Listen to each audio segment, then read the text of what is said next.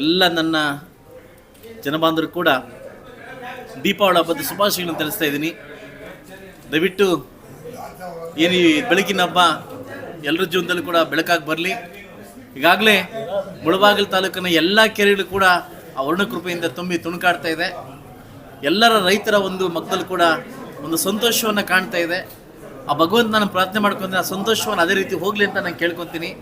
ಇವತ್ತಿನ ದಿವಸ ನಮ್ಮ ರಾಜ್ಯಾಧ್ಯಕ್ಷರಾಗಿರ್ತಕ್ಕಂಥ ನಮ್ಮ ನಿಖಿಲ್ ಕುಮಾರಸ್ವಾಮಿ ಅವರು ನಮ್ಮೂರಿಗೆ ಏನು ನಮ್ಮ ಆನಂದ್ ರೆಡ್ಡಿ ಅಣ್ಣವರ ಒಂದು ಕರೆಗೆ ಹೋಗ್ಬಿಟ್ಟು ಇವತ್ತು ಕಾರ್ಯಕ್ರಮ ಬಂದಿದ್ದಾರೆ. ಅವರಿಗೆ ಮುಳಬಾಗಿಲ ಎಲ್ಲ ನನ್ನ ಸಮಸ್ತ ನಾಗರಿಕ ಪರವಾಗಿ ಸ್ವಾಗತವನ್ನು ಬಯಸ್ತಾ ಹಾಗೂ ಎಲ್ಲ ಸಮಸ್ತ ನಾಗರಿಕರು ಕೂಡ ದೀಪಾವಳಿ ಹಬ್ಬ ಶುಭಾಶಯ ತಿಳಿಸ್ತಾ ಇದ್ದೀನಿ.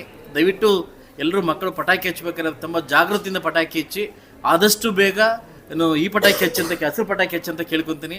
ಪರಿಸರ ಉಳಿತಕ್ಕಂಥ ನಮ್ಮೆಲ್ಲರ ಧರ್ಮ ಅಂತ ಹೇಳ್ತಾ ಇವತ್ತಿನ ಕಾರ್ಯಕ್ರಮಕ್ಕೆ ನಮಗೆಲ್ಲ ಆಹ್ವಾನ ಮಾಡಿ ಇಷ್ಟು ಔತಣ ಕೊಟ್ಟಿರ್ತಕ್ಕಂಥ ನಮ್ಮ ಆನಂದ್ ರೆಡ್ಡಿ ಮತ್ತು ನಮ್ಮೆಲ್ಲ ನಾಯಕರಿಗೂ, ನಮ್ಮ ಅಧ್ಯಕ್ಷರಿಗೂ ಮತ್ತು ಎಲ್ಲ ನಾಯಕರು ಕೂಡ ನನ್ನ ಕಡೆಯಿಂದ ಶುಭಾಶಯ ತಿಳಿಸ್ತಾ ಮತ್ತೊಮ್ಮೆ ದೀಪಾವಳಿ ಹಬ್ಬದ ಆರ್ಥಿಕ ಶುಭಾಶಯಗಳು.